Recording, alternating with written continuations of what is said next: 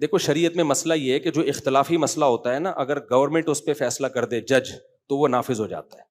مثال کے طور پر سعودی عرب میں چاند ایک دن پہلے نظر آتا ہے، یہاں کے علماء کو اس پر اشکالات ہیں، خود سعودیہ کے علماء کو بھی اشکالات ہیں. اب اختلاف ہے علماء کا اس میں کہ وہ ٹھیک ہے یا نہیں، لیکن جب گورنمنٹ نے فیصلہ کر دیا، سعودی عدالت نے فیصلہ کر دیا، تو وہ سب کے لیے نافذ. خوب سمجھو اس مسئلے کو، تھوڑا علمی بات ہے، بور نہ ہو جائیں کہیں آپ. جہاں بھی مجتہدین کے درمیان اختلاف ہوتا ہے نا کسی مسئلے میں، تو اس میں اب ریاست نے اگر کوئی فیصلہ کر دیا تو پھر شریعت میں وہ فیصلہ نافذ ہو جاتا ہے. سمجھتے ہو؟ مثال کے طور پر کسی نے طلاق بائن دی بیوی کو، ایک طلاق دی بائن. اب آپ تھے انڈونیشیا میں، ملیشیا میں، وہاں کی عدالت شافعی فقہ کو فالو کرتی ہے. آپ کا کیس گیا کورٹ میں، ٹھیک ہے نا. اب کورٹ تو شافعی فقہ پہ فالو کر رہی ہے. کورٹ نے فیصلہ کر دیا کہ بھائی ایک طلاق امام شافعی کے ہاں بائن ہوتی نہیں ہے، وہ لازمی رجعی ہوتی ہے. کورٹ نے فیصلہ کر دیا کہ آپ کو رجوع کا حق ہے. تو شریعت میں یہ قانون اور ضابطہ ہے کہ جج کا فیصلہ آپ کے جو مسلکی اختلاف ہے اس سے بالاتر ہوگا، کیونکہ اللہ نے حکم دیا ہے کہ اطاعت کرو حکومت کی، تو وہ نافذ ہو جائے گا آپ کے اوپر. سمجھتے ہو؟ آپ آج کل کے اسکالر کی آپ بدماشیاں دیکھو، اس قانون اس اصول سے کیسے کھیل رہے ہیں. چند دن پہلے ایک اسکالر کی ایک تحریر چلی کہ 3 طلاقوں کے بعد لوگوں کے گھر اجڑ رہے ہیں، ہم ایسا کرتے ہیں گورنمنٹ سے یہ قانون پاس کروا کے کہ وہ 3 طلاق کو ایک قرار دے. پھر یہ قانون جب پاس ہو جائے گا تو پھر یہ ہوگا یہ کہ پھر کوئی حنفی، شافعی، مالکی، حنبلی، جتنے بھی مسلمانوں کے مسلک ہیں نا، جب بھی 3 دیں گے تو ہوں گی کتنی؟ وہ گورنمنٹ کے قانون کی وجہ سے کتنی ہوں گی؟ 1 ہوگی. کیونکہ حکومت کا قانون وہ اختلافی مسئلے میں القضاء یرفع الخلاف، جو قاضی کی قضا ہے نا، جج کا فیصلہ، وہ اجتہادی مسئلے میں اختلاف کو ختم کر دیتا ہے. سمجھتے ہو؟ تو میں اب آپ کو بتا رہا ہوں کہ کس قدر ایک چیز کو آج کل کے اسکالر جن کے پاس علم میں عمق نہیں ہے، گہرائی نہیں ہے، وہ کیسے اسلامی اصول اور ضابطوں کا غلط استعمال کرتے ہیں. یہاں کیا میں نے پھر اس پہ لکھا، میں نے کہا یار یہ اس نے کتنی بڑی ضلالت کی ہے.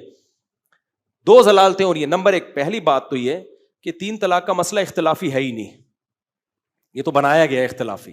یہ جبکہ ہے جب دلائل دونوں طرف ہو، اختلاف ہو صحابہ میں، ائمہ مجتہدین میں، جبکہ یہاں چاروں امام کیا ہیں؟ اہل سنت کے جتنے بھی مجتہدین ہیں وہ سب کیا ہیں؟ اس پر متفق ہیں. تو اختلافی مسائل میں ہوتا ہے، اجماعی مسائل میں حکومت کا فیصلہ معتبر نہیں ہوتا. مثال کے طور پر حکومت یہ قانون بنا دے کہ متع کی پرمیشن ہے، تو کیا حلال ہو جائے گا متع؟ آپ کہو بھائی بعض مجتہدین کا تو اختلاف تھا، تابعین میں ہمیں بعض اقوال ملتے ہیں کہ متع کو جائز سمجھتے تھے. ہم کیا کہیں گے؟ بھائی اہل سنت والجماعت کے چاروں امام اس پر متفق ہیں کہ متع کیا ہے؟ حرام. تو یہ اتفاقی مسئلہ ہے. اب گورنمنٹ اگر لا بنا بھی دے نا متع کے حلال ہونے کا، تو وہ حلال نہیں ہوگا. تو 3 طلاق پر بھی اجماع ہے. دوسری بات یہ کہ اگر کوئی مسئلہ اختلافی ہو، جج کی ذاتی رائے یہ ہو، جج بھی مجتہد ہو، غور و فکر کر کے وہ ایک رائے قائم کرتا ہے، تو چونکہ وہ حکومت میں ہے جس کی اطاعت کا ہمیں حکم ہے، پھر جب وہ فتویٰ دیتا ہے تو وہ اختلاف میں نافذ ہوگا.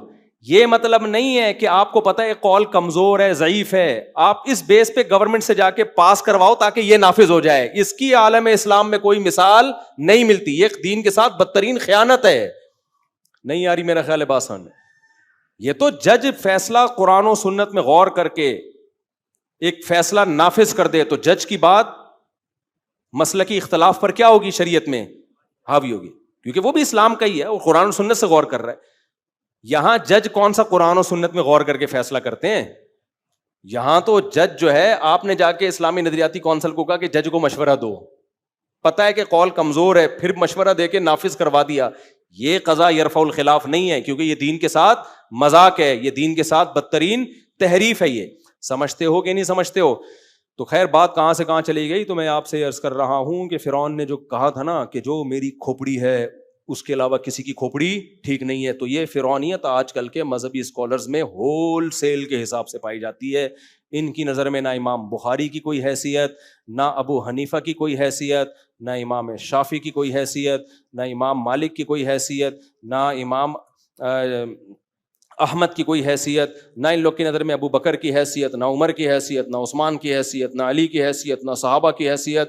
یہ کہتے ہیں میں نے قرآن اپنی کھوپڑی سے سمجھا ہے، میں کسی کو فالو نہیں کرتا. تو سمجھ لو کہ جس قسم کے سافٹ ویئر فرعون کی کھوپڑی میں انسٹال ہوئے تھے ان میں ایک سافٹ ویئر بچ گیا تھا, کہیں انسٹال ہو نہیں رہا تھا, تو وہ ایسے اسکالر کی کھوپڑی میں یا تو وہ یا اس کی کاپی انسٹال ہو گئی.